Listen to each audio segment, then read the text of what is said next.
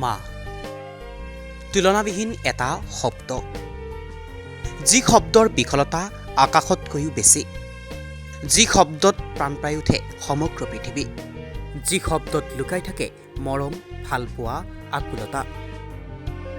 আজি মাতৃ দিৱস। এই পবিত্ৰ ক্ষণত প্ৰতিগৰাকী মাতৃলৈ আমাৰ ফালৰ পৰাও থাকিল অজস্ৰ মৰম, ভালপোৱা, শ্ৰদ্ধা।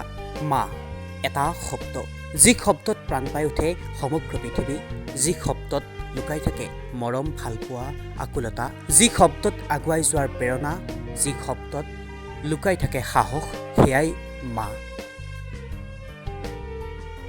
এটা পৰিয়াল, এখন সমাজ গঢ় দিয়াগৰাকীয়েই হৈছে মা। নিস্বাৰ্থ প্ৰেমিক সেইগৰাকী মা।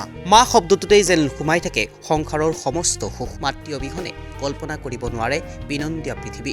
সেইগৰাকীয়েই হৈছে মাতৃ, যাৰ এষাৰি মাতত লুকাই থাকে আকুলতা, মৰম, ভালপোৱা। সেইগৰাকীয়েই হৈছে মা।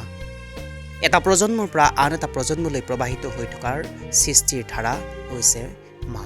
মাতৃৰ ঋণ কেতিয়াও কোনেও কাহানিও পূৰণ কৰিব নোৱাৰে যদিও 12 মে' তাৰিখে মাতৃ দিৱস হিচাপে সমগ্ৰ বিশ্বই পালন কৰে। সেইদিনাই প্ৰতিগৰাকী মাতৃলৈ অলেখ অযুত মৰম, ভালপোৱা, শ্ৰদ্ধা জ্ঞাপন কৰা হয়। মা এনে এক শব্দ য'ত লুকাই থাকে পৃথিৱীৰ সমস্ত সুখ, য'ত লুকাই থাকে মমতা, য'ত লুকাই থাকে সপোন, য'ত লুকাই থাকে আশা, জীৱনৰ হেঁপাহ।